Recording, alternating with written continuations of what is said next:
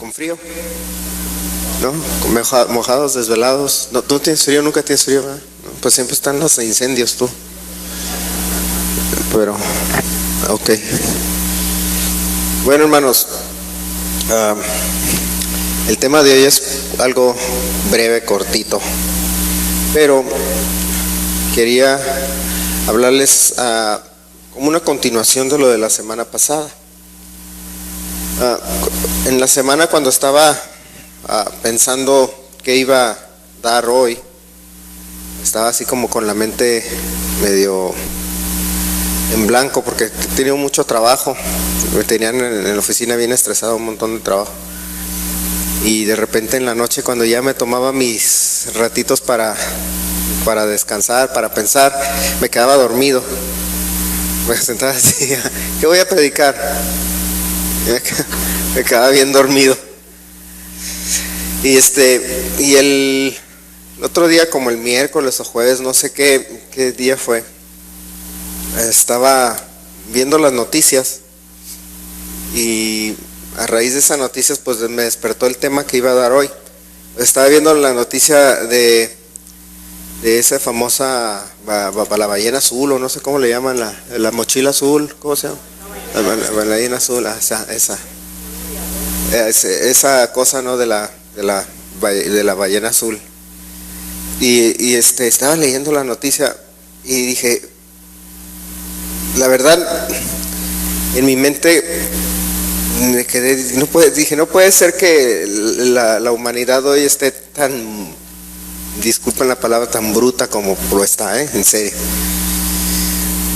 Digo, una cosa es, cuando yo estaba chico nos retaban a que te brinques la barda, ¿no? Y te robes una manzana del árbol del vecino o algo así.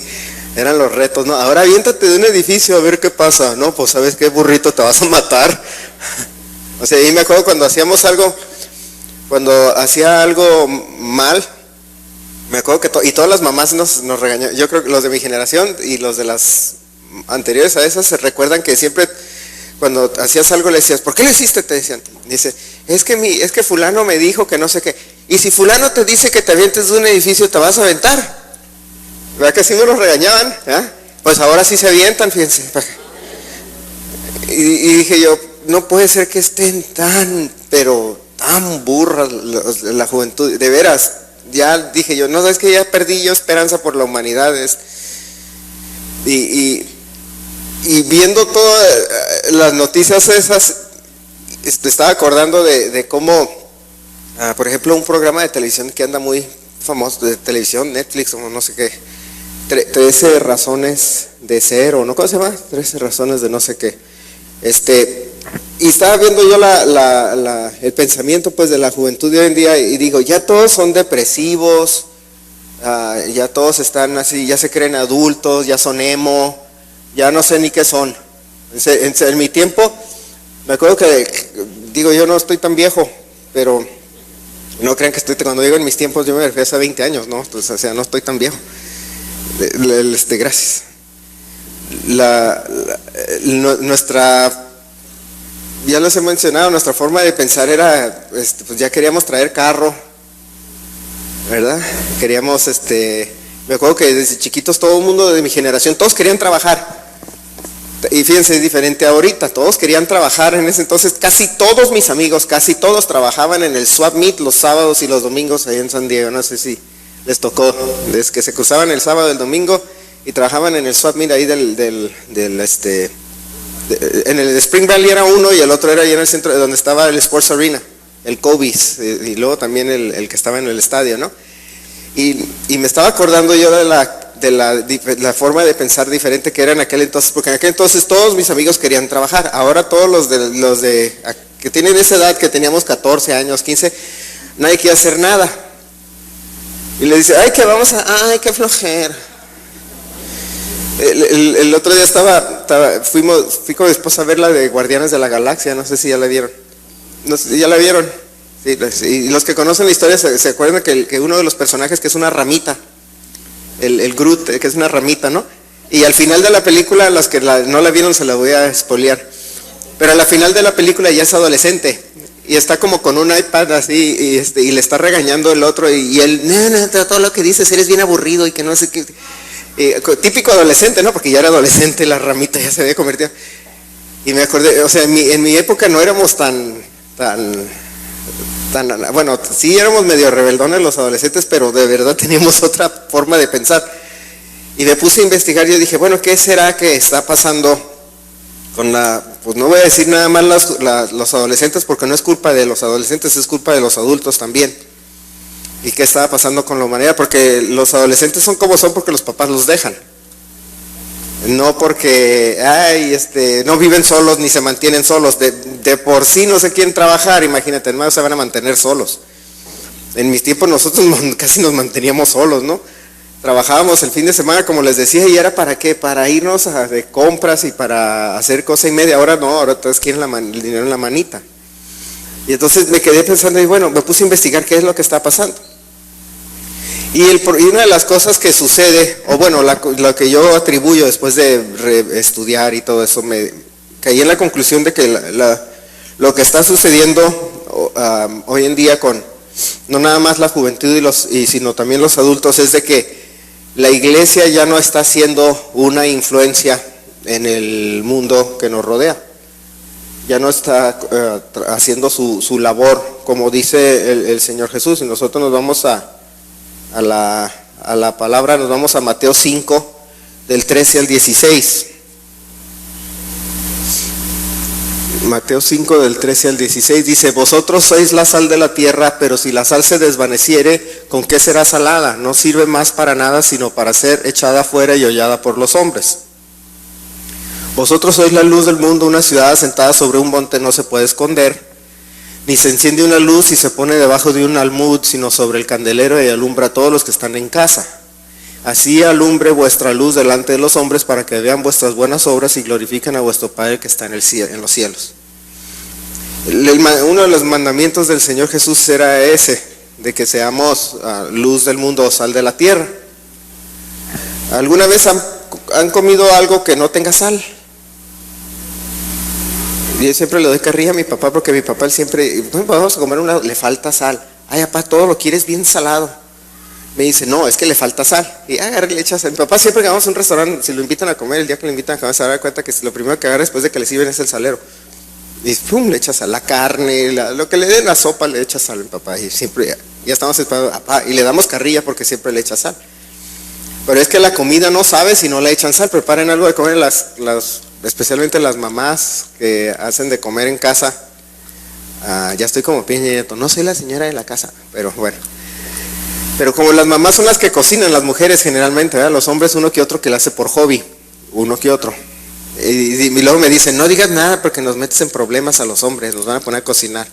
Bueno, deberían de aprender a cocinar. Yo sé cocinar, como 4 o 5 cosas, pero las sé hacer bien. Y no son sándwiches nada más, aparte que hago los mejores sándwiches. Pero si ustedes le preguntan a un cocinero, se dan cuenta que las cosas que tiene siempre el cocinero son especias, ¿no? Y la sal es el principal detonante del sabor de una comida. Si no tiene sal, no le echen sal a los frijoles, ¿y a qué van a saber? A nada. Los frijoles refritos sin sal saben malos. Le echas sal y saben buenos. Y entonces el Señor Jesús lo que nos está mandando, lo que nos está diciendo es que seamos nosotros como la sal. Así regrésate al 13. Porque dice, si la sal se desvaneciere, ¿con qué será salada? O sea, ¿con qué le va a dar sabor a la tierra? El problema que ha habido es que hoy en día ya la iglesia ya no está haciendo esa sal. Ya no está haciendo una influencia sobre la humanidad, por decirle de una manera. Ahora, no estoy predicando en el sentido que dicen muchos. Yo tengo un amigo que es de esos que le llaman dominionistas, ¿no? De que dicen, no, que es que el cristiano tiene que apoderarse de todo para que el reino de Jesús venga a la tierra y reine, y que ya seamos como en el milenio. Esa no es la idea que estoy tratando de dar aquí, de creer que nosotros estamos destinados, los creyentes, a tener todos los puestos grandes y a ser los presidentes y a ser los gobernadores y que va a cambiar la tierra. Eso nunca va a suceder, por lo menos no en esta era en la que vivimos. Eso va a suceder ya más adelante en el milenio cuando venga el Señor Jesús, pero ahorita no. Sin embargo, el Señor Jesús nos está dando ese mandamiento de que nosotros salgamos a hacer esa sal. Y fíjense, yo he visto gente que como cristianos les da pena o miedo decir una verdad absoluta bíblica, porque no quieren ofender a la otra persona. O sea, está dando una opinión, emitiendo una opinión, una forma de pensar, y se reservan la suya, que está basada en la Biblia, porque no quieren ofenderlo. Ay, es que si yo le digo que pienso de cierta manera y es bíblica, va a pensar que soy un retrógrada que vive en la Edad Media, ¿no? Así me decía una persona que estaba con nosotros en el partido, cuando estaba de candidato el año pasado, que ella era lesbiana y era no sé qué tanto relajo era, no sé, pero era de todo, ¿no? Era de esos de que derechos de que se casen y que todo el asunto, ¿no? Y de repente yo opinaba y se enojaba. No, es que con tu pensamiento, ¿cómo me decía? Tu pensamiento, no sé qué palabra, qué término usó, pero era un término musulmán. Le dije, no, espérate, no, tú estás equivocando, yo no soy musulmán, a mí no me sales con tus cosas. Le dije, yo te estoy dando una opinión y mi opinión es tan válida como la tuya. Le dije, entonces si tú quieres que yo te tolere a ti, tú tolera la mía. Si no te gusta que yo hable, entonces cállate y no me hables a mí. Le dije, pero se va a tratar de los dos lados, le dije. Y no es por andar haciendo de conflicto, sino tú quieres, exiges derechos, yo también. No, pero que tú no puedes opinar así, entonces tú tampoco. Pero gente que cuando de repente se levanta alguien y emite una opinión, no quiere decir nada, porque le da miedo ofenderlo, no va a decir que se sienta mal. O me vaya a decir, me dijo talibanesco, ya me acordé. No, que tu opinión talibanesca. Y le dije, no, espérame, si yo no soy musulmán. Le dije, los musulmanes sí, te va a agarrar y te va a colgar allá de un árbol y te va a latigar o lo que tú quieras, pero eso es otra cosa, no me confundas. Pero es que ustedes, los que por culpa de los cristianos, no, por culpa de otras cosas, pues no le echo la culpa a los cristianos, sino ahorita te educo en lo que es el cristianismo, ¿no? Y se quedaba callada porque no me dejaba. Y los que me conocen saben que no me dejo. Pero hay gente que en realidad tiene miedo a decir algo. Ay, es que ¿qué van a pensar de mí? ¿Y qué te importa lo que piensen de ti? Pues si no comes de ellos. ¿En serio? Pero como nadie quiere emitir una opinión, y eso yo lo contribuyo, yo le llamo el síndrome Obama. Dicen, este cuate no quiere al Obama. No, la verdad no, el síndrome Obama. El síndrome de que debemos de ser, porque eso se expandió en todo el mundo, de que debemos de ser buena gente, tolerante, llevarle flores a medio mundo porque nos va a sentir mal. Una mujer quiere entrar al baño de los hombres, déjala entrar, no seas malo. Un hombre quiere vestirse de mujer, meterse al baño de las mujeres, déjala entrar. Y ahora ya quieren hacer como 5 o 6 diferentes tipos de baños, ¿no? Ya la Target ya quería hacer, ahorita ya hay 3, que está el de hombres, mujeres y el de hombre-mujer bebito, o sea, familiar pues. Pero en ese puede entrar cualquiera, ¿no?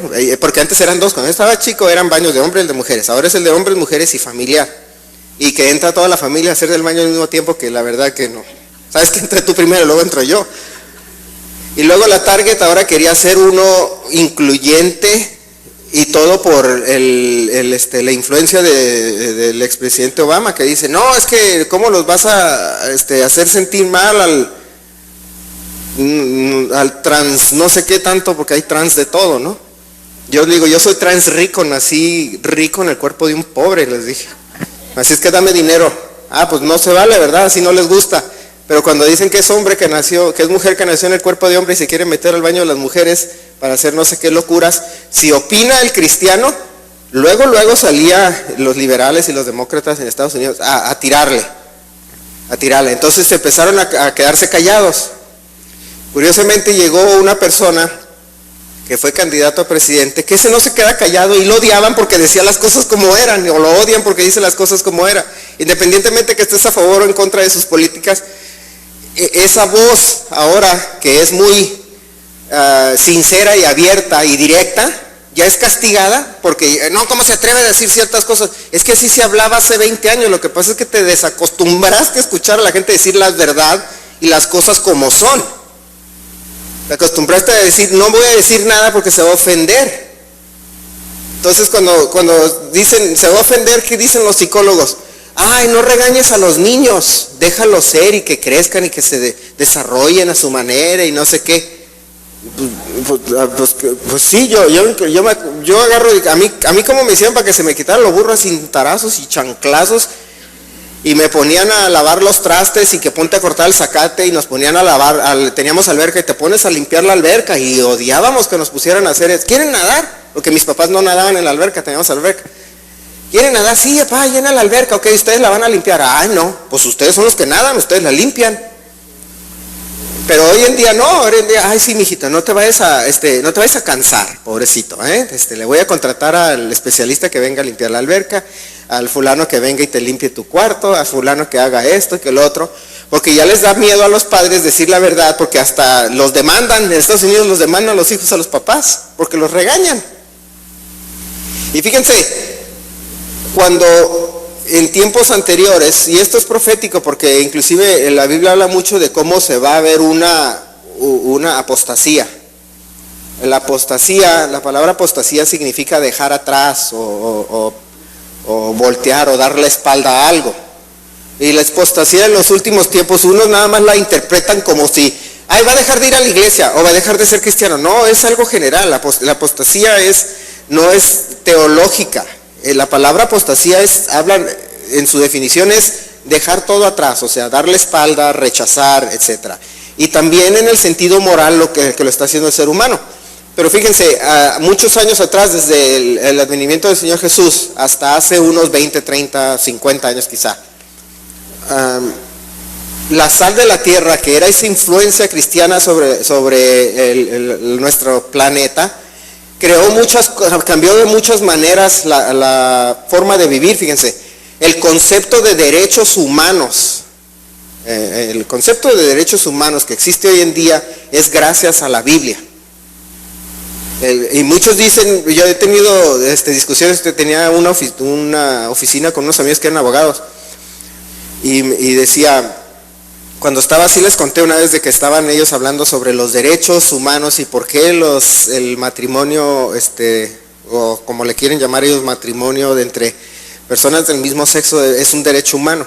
Le digo, bueno, ¿y de dónde salen tus derechos? ¿De dónde los sacaste? No, que son absolutos, pero ¿quién te los dio? ¿Quién te dijo que está mal matar a alguien? Es que esos son derechos humanos. Bueno, ¿quién te lo dijo? Alguien te tuvo que decir que eso era malo. ¿Quién te lo dijo? Y me dice, no, es que en la ley dice, no. ¿Quién les dijo a ustedes o quién le dijo al ser humano que el matar era malo? Que cometer un homicidio. ¿Quién? ¿Dónde está?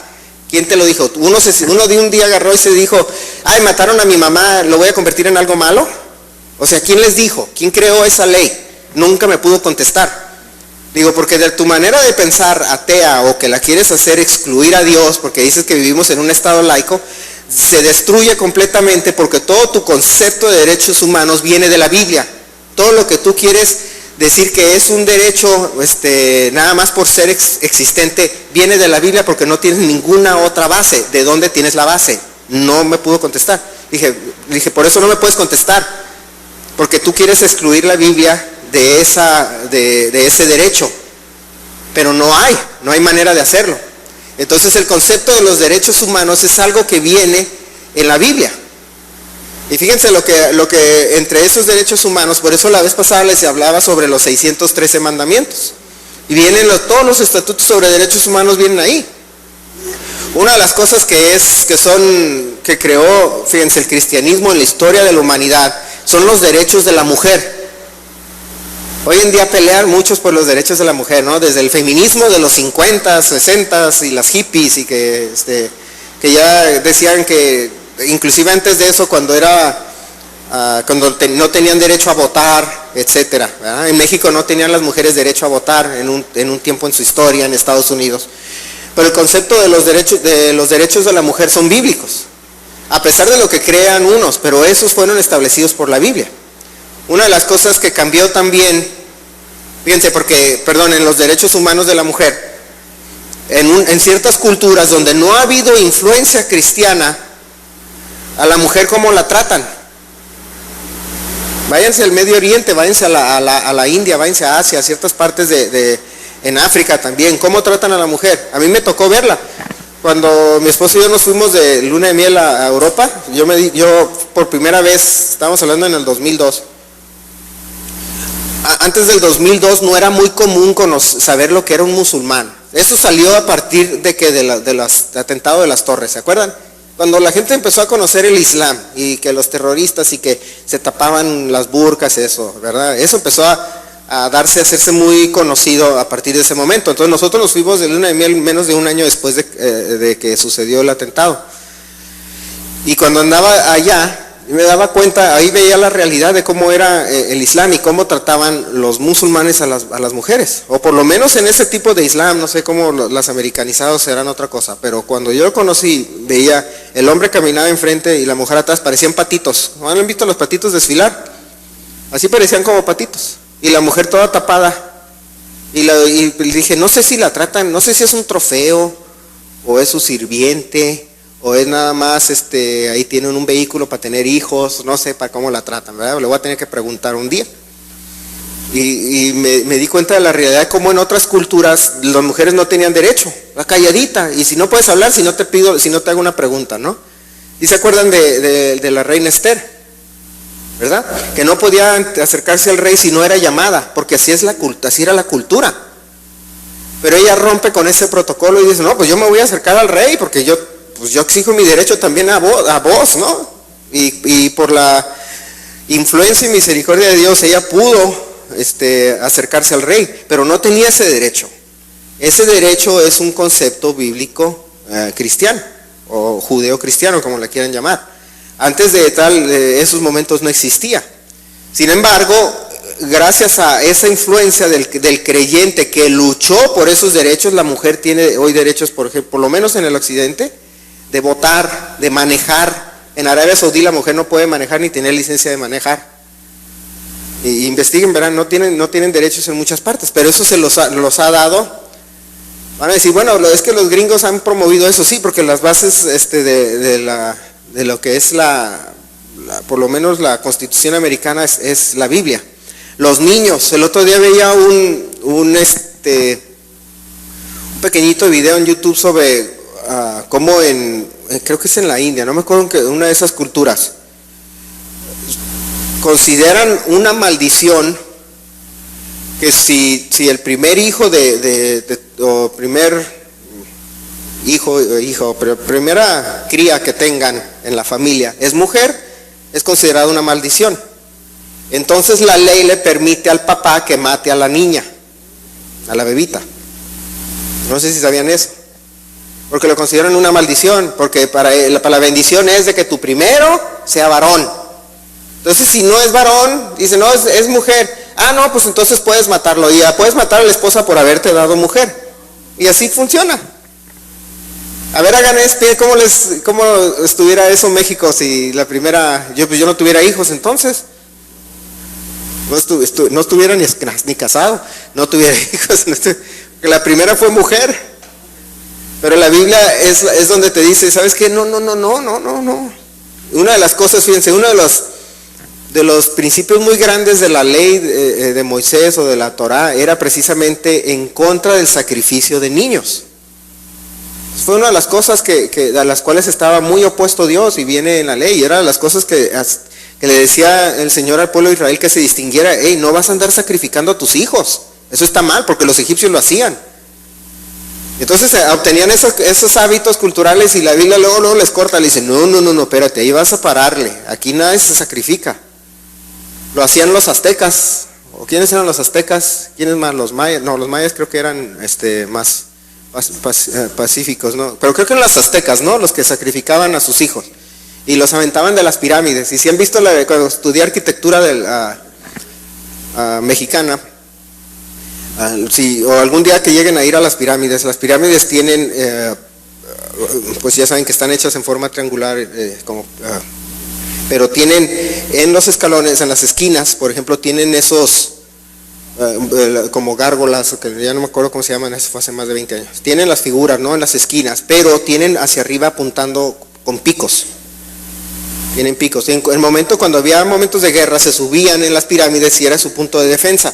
Entonces llegaba el enemigo y se quería subir para atacarlos, entonces los empujaban y cuando iban cayendo hacia abajo, se enterraban los picos de piedra que había en las diferentes partes de la pirámide y lo mataban. Pero también allá arriba hacían el sacrificio de los niños y los aventaban. ¿Qué sacrificio? ¿Para qué? Para que lloviera, para que hubiera agricultura, o para que, no sé, para que dieran buena cosecha, etcétera, ¿no? Esa era la cultura. El cristianismo que vino, de la manera que haya sido, que fueron los católicos, de la manera que haya sido, seguía habiendo una influencia basada en la Biblia, que fue lo que cambió. Fue lo que cambió en realidad lo que es este continente. Y una de las cosas es salvar a la humanidad del infanticidio, porque los mataban. Y aún hoy en día lo siguen haciendo. La esclavitud. Había en Estados Unidos, precisamente una de las causas de la guerra civil fue eso, la abolición de la esclavitud. Donde los del norte estaban en contra, y eran lo que hoy conoceríamos como los republicanos, estaban en contra de los del sur que estaban a favor de la esclavitud, que es lo que conocemos como los demócratas. Porque inclusive el racismo es uno de los principios uno de los principios en el libro de los principios, valga la redundancia, del Partido Demócrata, la exclusión del negro. Al igual que, si no me creen, búscanlo, pero sí es uno de los estatutos del Partido Demócrata, la exclusión del negro. El negro no tiene derechos según el Partido Demócrata. Y es irónico porque fue el que metieron de presidente, ¿verdad? Pero sus estatutos dicen que no puede ser. Y entonces creó una guerra donde estaban queriendo deshacerse de la esclavitud, porque había un grupo de cristianos que moralmente decían eso está mal, está opuesto a los principios bíblicos. Y los del sur decían, no, sí tenemos derecho a esclavos. Curiosamente los que vendían esclavos no eran los blancos ni los cristianos, eran los mismos negros que vendían a negros. Era bien curioso. Pero cuando lees la historia, dices, ¿de dónde salió esa guerra? Salió precisamente de una oposición a una forma de pensar, porque los europeos sí les gustaba tener esclavos. Se vinieron acá los peregrinos y empezaron a decir unos, no, es que eso no está bien. Nos fuimos de Europa porque estábamos en contra de esa forma de pensar. Vienen acá y se quieren traer ese tipo de forma de pensar, no está bien. Entonces hubo una separación y una guerra. Inclusive un monje Telemachus del V siglo dice que en sus estudios él reconoce o descubrió que los espectáculos de gladiadores cesaron gracias a la influencia del cristianismo. Porque sí sabían que obviamente en la historia humana había esos espectáculos. Ahorita se llama fútbol americano, pero en aquel entonces se llamaban espectáculos de gladiadores. Pero ¿qué pasaba en el espectáculo? Ese era el deporte, es como ir a ver a los cholos. Vamos a ir a ver a los cholos, ahorita se emociona todo el mundo, ¿no? Que va a pelear el Canelo contra el César Chávez Jr. Bueno, en aquel entonces era el gladiador, pero ahí salían muertos. Aquí de repente se lastiman, pero en aquel entonces salían muertos. Pero ¿por qué se dejó de hacer eso? Por la influencia. No, sí, ayer sí fue un espectáculo de gladiador, parece, ¿verdad? Pero el canibalismo cesó en muchas culturas gracias a la influencia del creyente. Y fíjense, no lo sabían, pero hay culturas inclusive hoy en día que siguen practicando el canibalismo. Cuando tengo hambre, no, pues ahí está el vecino, éntrale. Pues no, ¿verdad? No funciona así. Y es por eso que nosotros debemos de entender o debemos de poner en práctica el ser una sal a la tierra, porque no lo somos. En realidad la iglesia hoy en día no lo es, porque le da miedo hablar. Y le da miedo porque lo castigan. Ahora los medios de comunicación castigan a cualquier persona que sea de fe judeo-cristiana, que se levante y diga su opinión. Hubo un caso hace como 2 años o 3 años, donde una familia que tenía una pastelería se negó a hacer un pastel para una boda gay. Y le fue como en feria al pobre. ¿Y quién lo defendió? Nadie lo quería defender. Sí, nadie lo defendía. El mismo presidente Obama en aquel entonces se hizo de la vista gorda, así chiflando para acá, que yo no vi nada, ¿verdad? Y agarra un cuate que es de esos periodistas de YouTube así salvajes, ¿no? Que no trabaja para CNN ni nada, porque esos todos están vendidos. Y un día se mete con una cámara escondida y se mete a varias panaderías donde los dueños eran musulmanes y se hace pasar por gay. Entonces dice, oye, vengo a ver si ustedes estarían dispuestos a hacer un pastel para mí y mi pareja, que nos vamos a casar, que no sé qué. Todos le dijeron que no y lo mandaron a volar, todos. Y dice él, ¿por qué el presidente sí defiende los derechos de estos y no dice nada cuando ellos sí se niegan a hacerle un pastel a una pareja gay? Supuestamente se hizo pasar por pareja gay, en varios, dice, y aquel que es cristiano lo crucifican. Entonces, a raíz de muchas de esas cosas, el creyente se quedaba callado, le daba miedo a hablar. Ay, es que me va a ir mal en mi negocio, me va a ir mal en esto. Deja que Dios decida eso, pero tú defiende tus derechos. Hubo otra pareja que tenía un programa de televisión en cable, de esos programas de que, sí los han visto, que llegan y remodelan casas de gente de bajos recursos. Sí los han visto. Era una pareja. Y un día, era un reality pues también, y un día le preguntan cuál es su opinión sobre cómo le han hecho para mantener un matrimonio también, y bla, bla, bla, cuál es su opinión de matrimonio, y opinaron que ellos pensaban que de acuerdo a la Biblia, que el matrimonio debe ser entre un hombre y una mujer. Las pobres les fue. Les quitaron hasta el programa de televisión, porque se ofendieron. El 2% de la población de Estados Unidos se ofendió. A diferencia del 98% que estaba a favor de ellos, el 2% se ofendió y les quitaron el programa de televisión a los pobres.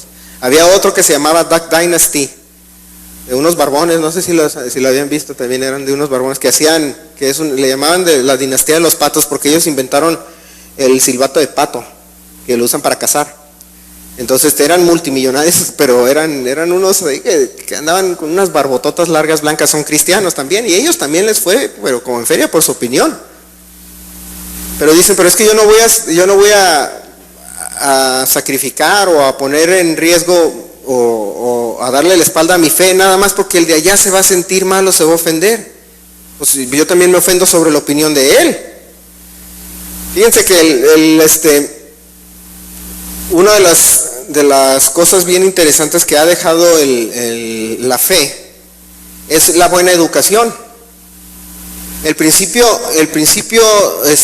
económico moderno que desarrolló Estados Unidos, por ejemplo, lo que le llaman el capitalismo, a pesar de lo que diga el PG y que digan los Fernández Noroñas y todo el Chávez y todos esos, de que el imperialismo yanqui, decían con toda su burrada y media.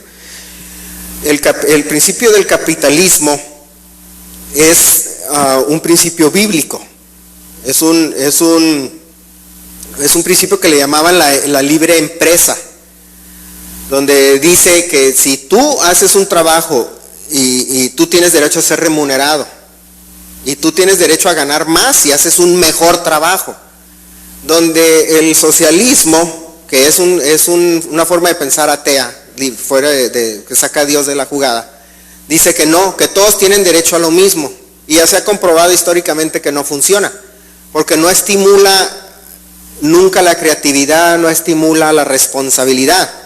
Agarran y dicen, no, pues es que yo trabajo, págame. Sí, pero no hiciste nada el día de hoy, estuviste 8 horas así. No, yo vine a trabajar y me pagas, porque así debe de ser.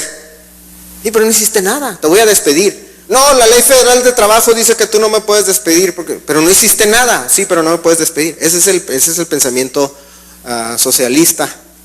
Y el pensamiento capitalista te dice la responsabilidad que te dice la Biblia: el que no trabaja, que no coma. Sin embargo, quieren cambiarla, la han querido cambiar, pero la Biblia habla de diferente manera. En Éxodo 20, y entre los mandamientos, Éxodo 20, versículos 15 y el 17, dice: no hurtarás. Y el 17, No codiciarás la casa de tu prójimo, no codiciarás la mujer de tu prójimo, ni tu siervo, ni su criada, ni su buey, ni su asno, ni cosa alguna de tu prójimo. Ese principio te está diciendo, sabes que nada de eso es tuyo. La ideología humana, la marxista que le llamaban, es que dice, inclusive lo promovía, me daba risa un video que sacaron sobre Obama, porque él promovía eso, inclusive con su ley esa del Obamacare, hacía algo parecido, donde decía, se creían Robin Hood, los pobres tienen derecho a dinero porque el rico tiene mucho, pero el hacer eso es codiciar la casa de tu prójimo, codiciar sus bienes, sus bueyes, su asno, todo. Y la Biblia te dice, no harás eso, te dice, trabaja para que tengas lo tuyo. Pero eso no existía previo o de una manera muy amplia en la humanidad, previo a la constitución que creó Estados Unidos de libre mercado, o la forma de pensar o la ideología económica capitalista. Es lo que tiene a México estancado, inclusive económicamente. No puede salir adelante México mientras siga pensando de esa manera muy socialista, que el gobierno debe de manejar todo y repartir de acuerdo como se le plazca. No, pues ¿a quién le va a repartir el gobierno? Pues a sus amigos. Y dicen que el sistema capitalista, le llaman, en Estados Unidos le llaman la ética de trabajo protestante. Así se le llama, en un libro que salió muy viejo, que hace 200 años, de un autor que se llama Adam Smith, que se llamaba La riqueza de las naciones, que salió en el mismo tiempo que fue creada la Constitución de Estados Unidos, en 1776, cuando se quiso independizar Estados Unidos, o cuando nació, se dice, la nación de América. Pero fíjense qué diferente piensa, cómo cambió a la humanidad el pensamiento de un grupo pequeño de personas, porque no eran muchos, que se fueron en contra de todo lo que decía el establecimiento. Eran americanos que venían de Europa, que dijeron, ya no vamos a pensar como piensan allá, ya no vamos a eliminar esas clases sociales donde están los de acá, que son los ricos y que son la nobleza, y los demás que son los criollos y son los que trabajan para ellos. Aquí va a haber derechos de todos. Si esta persona empieza de cero, pero se esfuerza y sale adelante, él tiene derecho a ser igual de rico o próspero que aquel que nada más porque tiene un apellido es próspero. Pero eso no existía antes de ese tiempo. Y lo sacaron lo que se llamaba, en el libro que le llamaba la ética de trabajo protestante. Fíjate cómo cambió el mundo.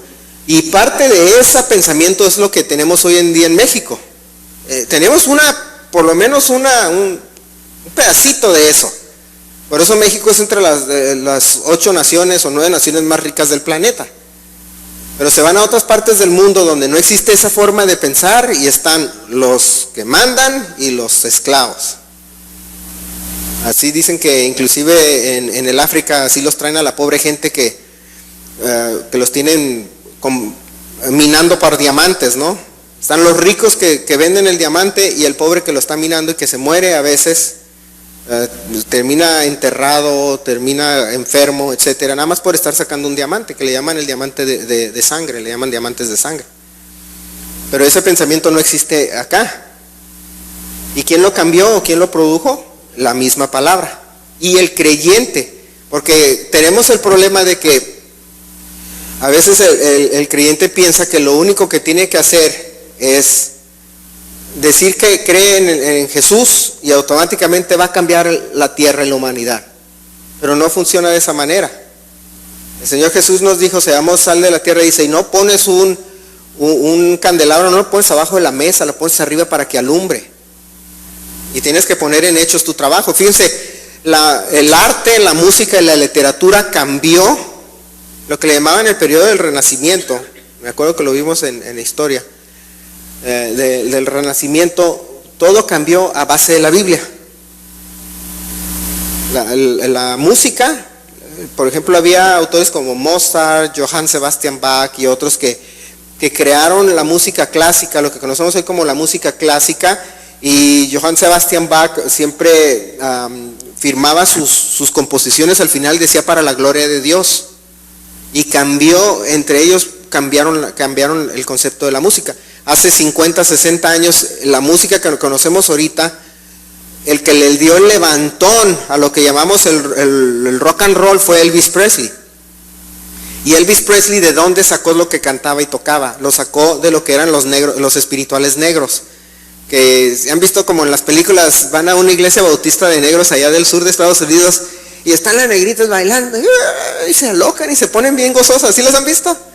Sí, pues de ahí salió, por eso el Elvis Presley bailaba como bailaba, porque las trataba de imitar, pero no podía, pues el pobre, ¿verdad? Pero ellas sí, ellas se avientan y bailan y danzan y le dan la vuelta y están todas, y de ahí sacó él su estilo musical, y eso cambió el arte de la música a lo que conocemos hoy en día. Por eso es que a mí de chico me daba risa cuando decían, cuando iban a una escuela cristiana al otro lado, cristiana porque le digo así porque como que a veces quedaban cortos en ciertos aspectos de la Biblia, ¿verdad? Pero decían, es que esa música no es de Dios. Le digo, ¿de dónde crees que salió? Lee la historia. Esa música salió de las iglesias bautistas del sur de Estados Unidos, donde le llaman los espirituales negros. De ahí salió. Simplemente que como era tan marginado, porque eran negros y no, el blanco no se mete allá. Hubo uno que no era racista, que se llama Elvis Presley, que le gustó y lo sacó y lo popularizó. De ahí salió, no, que eso no es de Dios. Pues díganle a las negritas que están bailando y cantando allá, todos bien emocionadas, ¿verdad? Que no es de Dios, pero cambió la música, cambió todo, cambió el arte, la pintura. Ahorita cuando venía de mi casa en la Internacional, hay un espectacular que decía que el Via Crucis, ¿cómo la Vía Dolorosa, no me acuerdo, algo así que viene, y es de un artista que ahorita se me fue la mente, pero Botero, sí, que está María sosteniendo a Jesús en la pintura. Si ustedes fijan en el arte clásico, casi todo era representación bíblica, y cambió el arte. Cuando antes de eso no existían la pintura, era considerado la nada. Ahorita son piezas que son consideradas irreemplazables, son lo máximo que hay en cuestión de expresión artística de la pintura. Y vean cómo cambió la tierra. Personas que realmente dijeron, yo voy a hacer una sal, yo voy a hacer un cambio. Inclusive hubo presidentes en Estados Unidos que su forma de pensar y su forma de actuar cambió. Una de las personas que consideran muy, ¿cómo se diría?, muy influyente en lo que era un renacimiento de Estados Unidos en los 80s era Ronald Reagan, que profesaba ser creyente. Porque Estados Unidos estaba enrollado en problemas durante los 60s y 70s. Aquellos que crecieron, o que por lo menos que crecieron conociendo la historia, la guerra de Vietnam, los hippies, la caída del dólar, cuando quitaron al dólar del respaldo de oro y se pelearon con los franceses, la escasez de petróleo, que me acuerdo que venían los americanos de San Diego, venían a echar gasolina acá porque ya no había. Fue todo un relajo, no sé si se acuerdan de todas esas cosas. Y llegó y Jimmy Carter también, que dicen que entre él y Obama se pelean el primer lugar entre los peores presidentes de Estados Unidos, dicen. Porque la crisis de Irán, que no la pudo resolver, hasta hicieron una película hace como 2-3 años que se ganó un Oscar sobre esa crisis, ¿no? Y llegó un presidente que era un actor, pero que esa persona, fue gobernador también de California, pero era una persona que dice, mi fe es parte de lo que de mi forma de pensar como presidente, le dio un giro completamente al país. Porque él dijo, yo no voy a quedarme callado, voy a usar mi influencia como presidente, pero basado en la Biblia. Y fíjense, ¿y cómo nosotros podemos como congregación o como pueblo de Dios cambiar la tierra?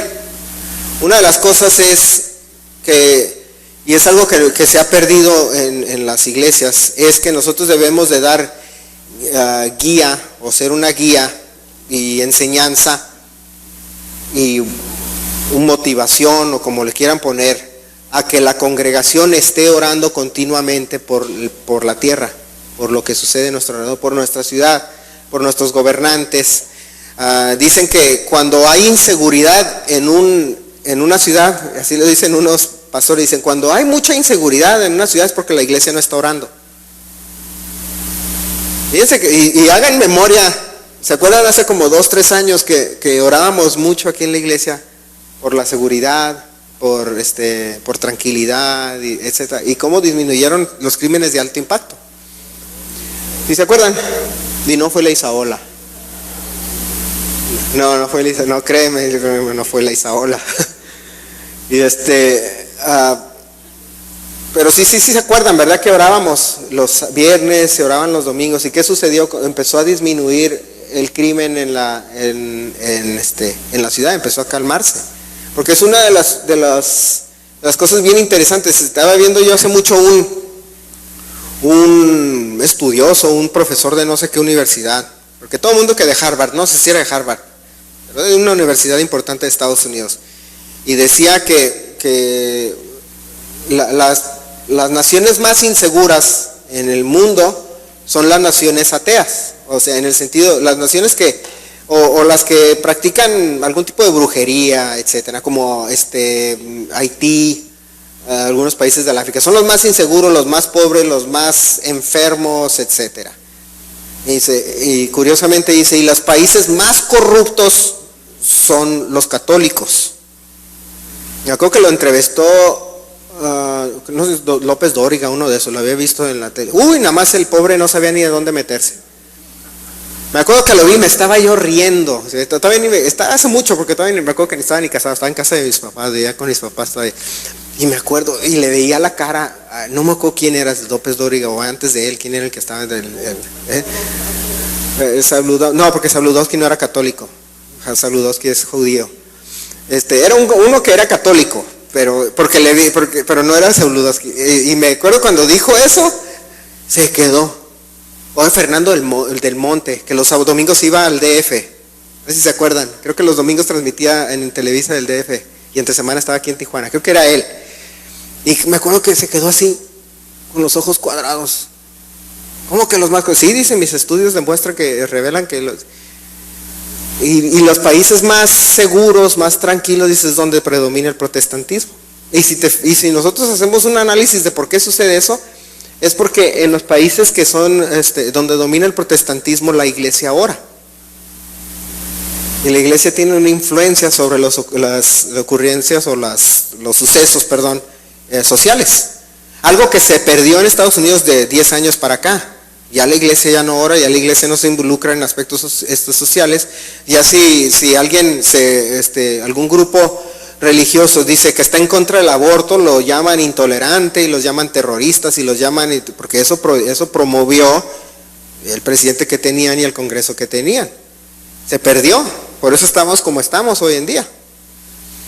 Pero el problema o la manera en que nosotros vamos a poder ser sal de la tierra es principalmente orando. Otra cosa es que la iglesia tiene que practicar 3 cosas para crecer. Una es ser consciente del amor de Dios. Cuando les hablaba al principio sobre la ballena azul, ¿verdad? Sí, así, okay. Es que me suena como cuento. Cuando pienso ballena azul suena como cuento, no como un reto.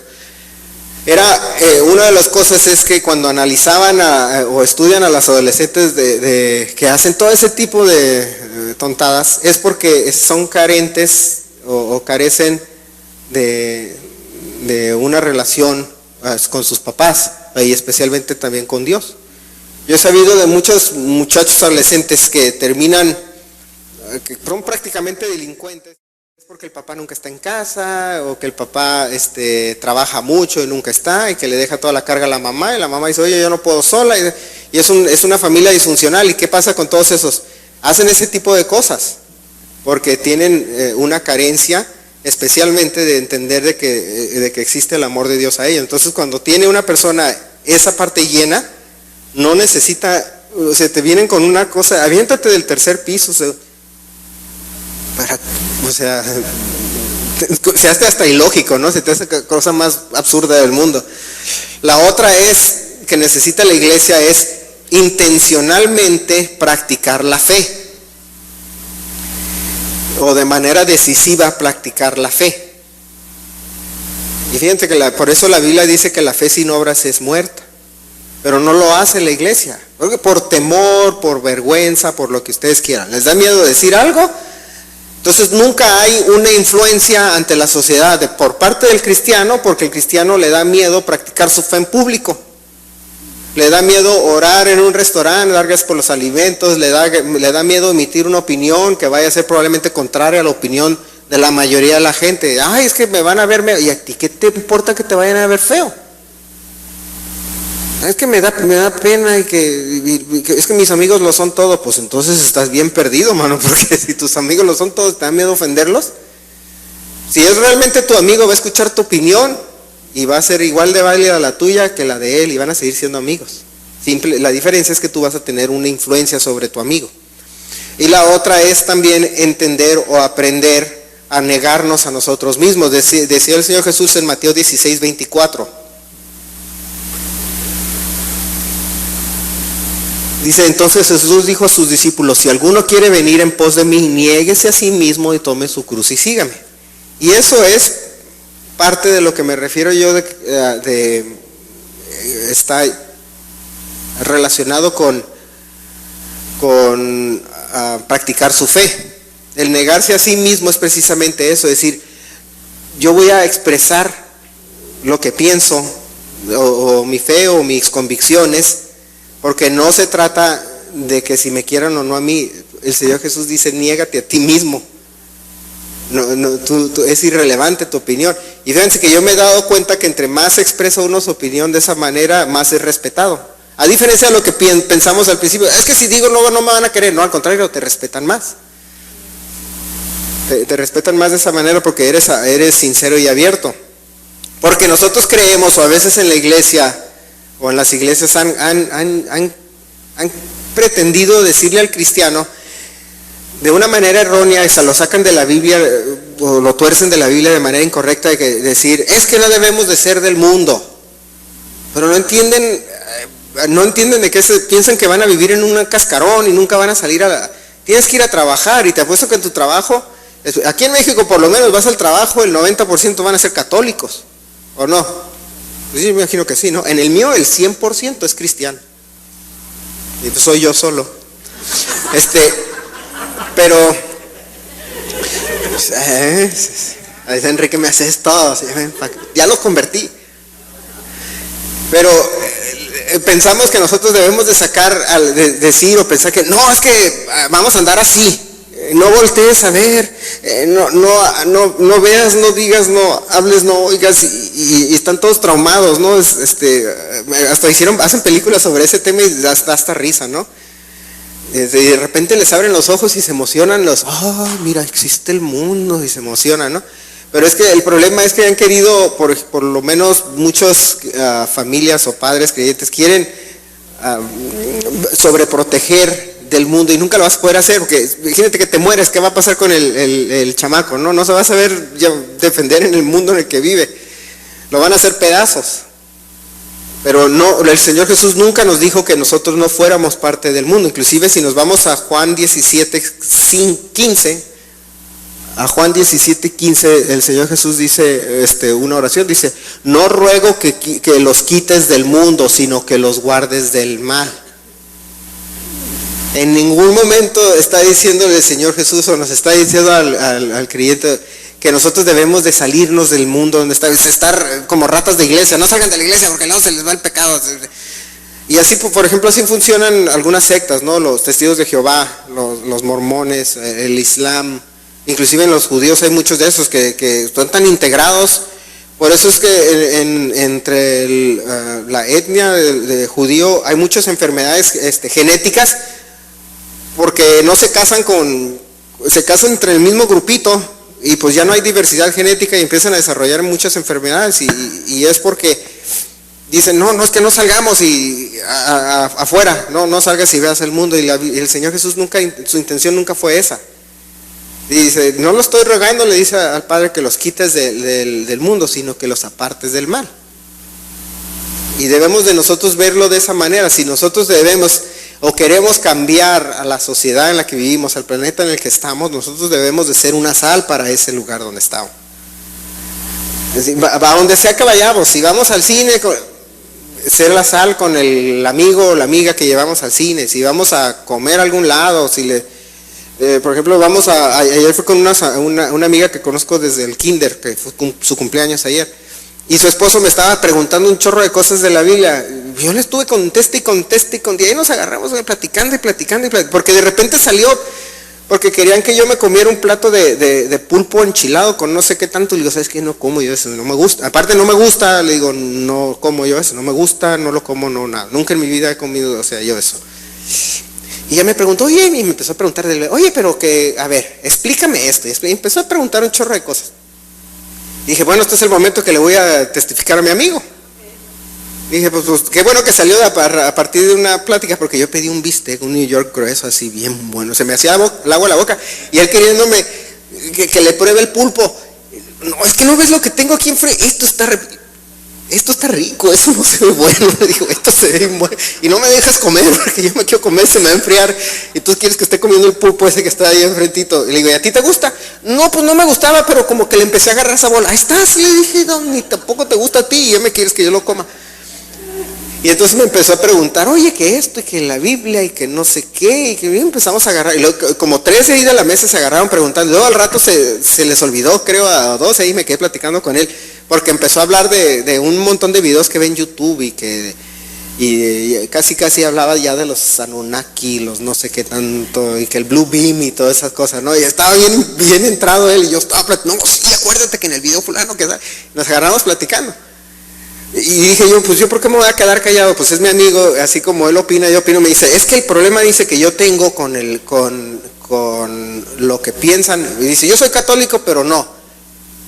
Digo, estás como todos los mexicanos. Es que soy católico porque me llaman a la iglesia católica.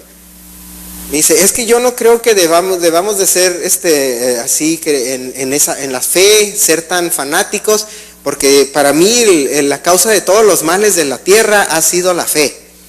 Le dije, no, ha sido la religión, no la fe. Dije, porque hay una diferencia. En la religión, el musulmán mata al cristiano porque no cree igual que él. Le dije, y no es la fe, no está creyendo en Dios, está creyendo en que es como si dijera, yo soy priista y voy a matar al panista porque no piensa igual que el priista. Eso es lo que pasa, esa es la diferencia. No es fe de que no creen, de que creen o no creen en Dios, sino que dice, es que mis estatutos son los que mandan, y si tú no crees igual te voy a matar. Y lo mismo hacía el catolicismo con la Inquisición y con las cruzadas. Le dijo, eso hacían. Y no era un asunto de promover una fe en Dios. Nunca hablaban de la fe en Dios, siempre hablaban de conquistar con espada. ¿Eso qué tiene que ver con la fe de Dios? El musulmán dice conquista con espada, y el Vaticano decía durante los tiempos de la Inquisición, dice conquista con la espada. Nunca dijeron, vamos a llevar la palabra para que se conviertan, jamás lo dijeron. Y los que sí lo hacían, sí cambiaron. Muchos misioneros que vinieron católicos, que en tiempos donde no existía el protestantismo, que se vinieron a México, empezaron a cambiar, y cambió el continente en el que vivimos, porque promovían una fe, no promovían una religión. Y se quedó, no, pues sí tiene razón, que ya nos quedamos platicando. Pero dije, ese es mi momento de yo decir, a diferencia de que no sé cómo hubiera actuado otra persona, o por lo menos me acordé de lo que decía el apóstol Pablo, de decir que siempre estar preparado en tiempo y fuera de tiempo para dar una respuesta. Y el estar preparado es realmente estudiar la palabra, estudiar los acontecimientos de alrededor, y no decir, ay, me tapo los ojos y no quiero saber nada. Eso no es lo que nos llama el Señor a hacer. Porque el Señor Jesús era el Mesías, y venía a sanar, y venía a convertir, pero también era político. Y en la segunda venida va a cambiar la política del planeta. Fíjense, la política la va a cambiar a tal grado, a como la vivimos ahorita, que va a restablecer la ley. O sea, vamos a decir, la constitución planetaria del planeta Tierra, de acuerdo al rey Yeshua, van a ser los 613 mandamientos. Esa va a ser la Constitución, por llamarle una vez, porque eso dice la Biblia que eso va a reponer. Sí, sí me explico. Pero no quiere decir que yo ahorita me voy a quedar callado, porque nuestra labor es que ser sal a la tierra. Y no tenemos que, la sal no es estar golpeando a alguien con la Biblia sobre la cabeza y diciéndole te tienes que convertir porque si no te vas a ir al infierno. Créanme que de esa manera no va a llegar a nadie. Porque la sal, ¿cuáles son las funciones de la sal? La sal desinfecta, le da sabor, porque le da sabor a la vida. O sea, la verdad la Biblia le da sabor a la humanidad, le dio sabor a un país, le dio sabor a las artes, le dio sabor a la música, le dio sabor a la arquitectura. Y la luz que hace, está en el lugar oscuro y llega la luz y resplandece para que la gente vea. Ese es el trabajo del creyente. Pero si nosotros decimos, ¿cómo es que a adolescentes les están pasando esas cosas? ¿Cómo es que la sociedad está viviendo de cierta manera? Es porque no estamos siendo luz, no somos nada, pues estamos ahí de adorno, no servimos para nada. O sea, como dice un dicho en México, el que no sirve, no sirve. Y así le está pasando a la iglesia hoy en día, no sirve para nada. Especialmente cuando tienes gente como esos falsos predicadores que se convierten en el punto de burla, que hacen que los demás se burlen de nosotros nada más por creer lo mismo. Es que tú eres como aquel que nada más piden dinero. No, espérame, ese y yo no tenemos nada en común. Nada en común. Ese cuate hace sus cosas y nada más anda vacunando a la gente de sus carteras, les anda sacando el dinero. La Biblia no habla nada de eso, yo no tengo nada que ver con él. Y es porque la gente realmente, el creyente, que realmente está bien enfocado en su fe, no habla. Y el que está más torcido y chueco y está llevando a las ovejas al matadero, ese es el que está hable y hable y hable como merolico y no lo callas. No sé si han visto al Cash Luna hablar, me dan ganas de ponerle un tapón en la boca cuando está hablando. Lo estoy viendo, ya, cállate. Porque estás diciendo burrada tras burrada. El Maldonado que agarra y les avienta la chamarra. Ahorita les aviento los cueros ahí a ver quién se cae. O sea, que es puro show y espectáculo, no sirve de nada. ¿Cuánta gente se convirtió en nadie? Y han dicen a los supuestos que van es que fui a fulano lugar y me sané. Y han hecho los estudios, con esos nunca se sana. De repente uno que otro sí se sana. Pero pero yo creo que es más por su propia fe que por lo que oró aquel.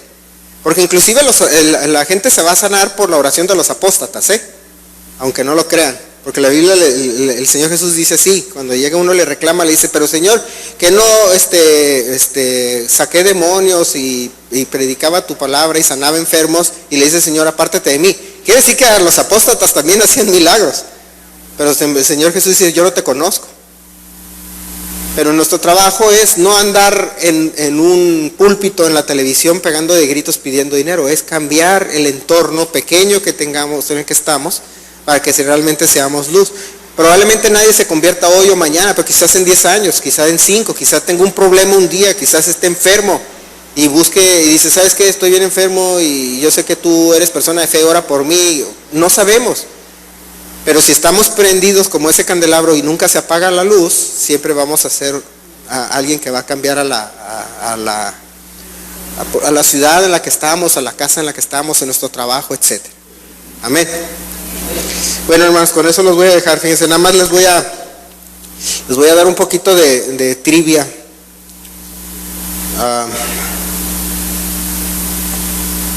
Un poquito de una cosa bien curiosa que encontré sobre me acordé cuando estaba estudiando, encontré en Isaías 33:22. Estaba estudiando y dije, oye, qué curioso. Fíjense de dónde sacaron, y esto es un poquito de trivia para que vean si saben cuáles son las tres diferentes ramas del gobierno de una república democrática como la nuestra, ¿no? Que tienes el poder ejecutivo, judicial y legislativo. Fíjense, ¿saben de dónde lo sacaron? Dice Isaías 33, dice, porque Jehová es nuestro juez, Jehová es nuestro legislador y Jehová es nuestro rey. Esos tres principios de legislar, ser ejecutivo y ser judicial, viene de ahí, de Isaías 33, 22. Fíjense qué curioso, ¿no? Nuestro juez es el judicial, el legislador y el rey es el que equivale al presidente o al ejecutivo. Fíjense de dónde viene ese principio sobre la base de nuestra constitución. Por eso les digo, esa pequeña sal de aquellas personas que crearon ese sistema político, ¿de dónde lo sacaron? De la Biblia. No es accidente, no lo inventó el derecho humano, como dicen ahí los abogados. Es que son absolutas, no los inventaste tú. Aquí están, el sistema político mexicano y el americano y el de otros países, aquí está. Fíjense, y no sabían, y de esa cita viene precisamente el poder ejecutivo, legislativo y el judicial.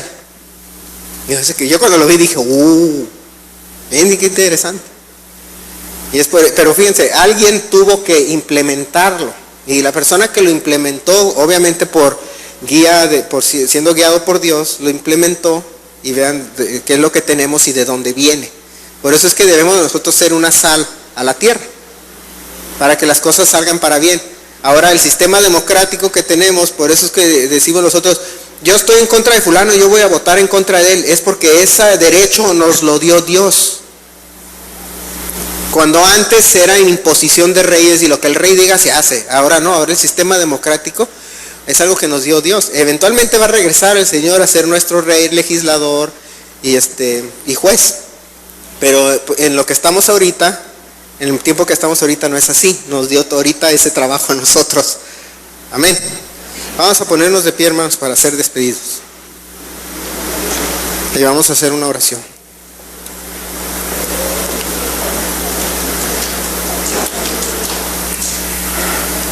Padre Santo, gracias te damos por esta tarde que tú nos das, Señor. Esta tarde lluviosa, Señor, pero buena que tú nos has dado, Señor. Te pedimos que tú cuides y bendigas a cada persona que está aquí en este lugar, Señor, a las familias que están representadas y aquellos que por un motivo u otro no pudieron venir, Señor, que tú estés con ellos.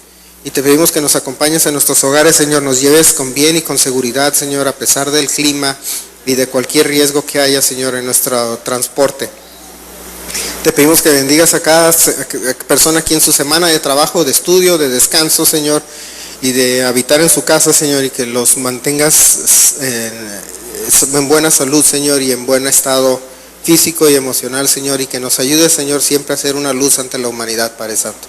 Te damos gracias en el nombre de Cristo Jesús. Amén. Estamos despedidos.